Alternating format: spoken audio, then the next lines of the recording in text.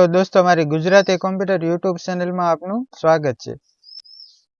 આજના વિડીયોની અંદર દોસ્તો આપણે એક્સેલ ટ્રીકમાં એક્સેલની અંદર કોઈ પણ ડેટા હોય એ ડેટાને આપણે ઇમેજમાં કઈ રીતના કન્વર્ટ કરી શકીએ, બરોબર।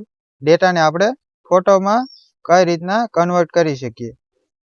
તો દોસ્તો એના માટેની એક ટ્રીક છે, બરોબર।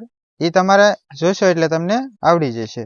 તો સૌપ્રથમ આપણે શું કરવાનું, આ ડેટા હોય એને આપણે સિલેક્ટ કરી લેવાનો। તો ઓલ સિલેક્ટ કરવા માટે કંટ્રોલ A, બરોબર। એટલે ડેટા છે ઓલ સિલેક્ટ થઈ જશે। પછી કંટ્રોલ+C એટલે ડેટા છે કોપી થઈ જશે। હવેની શોર્ટકટ કી છે દોસ્તો, એ તમારે સમજવા જેવી છે।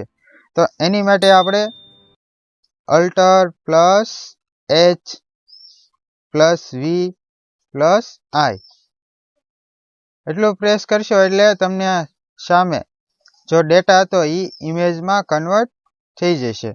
પછી તમારી ડેટાને કોઈ પણ જગ્યાએ તમે કોઈ પણ પ્રોગ્રામ છે એ આસાનથી તમે એને ખસેડી શકો, બરોબર।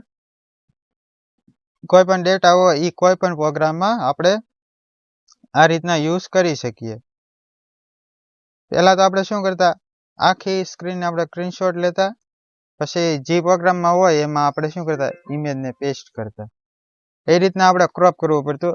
આ એક્સેલની અંદર શું છે, આપણે ડેટા ઓલ સિલેક્ટ કરીને એની આપણે ઇમેજ છે એ બનાવી શકીએ।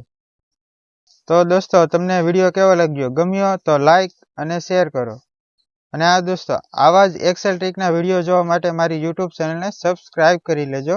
અને સાથે સાથે બાજુમાં રહેલું બેલ આઇકોન છે એને પણ પ્રેસ કરવાનું ભૂલશો નહીં, જેથી કરીને મારી યુટ્યુબ ચેનલમાં વિડીયો અપલોડ કરું એટલે તમને તરત જ નોટિફિકેશન મળી રહે અને સૌથી પહેલા તમે મારો વિડીયો જોઈ શકશો। Thank you.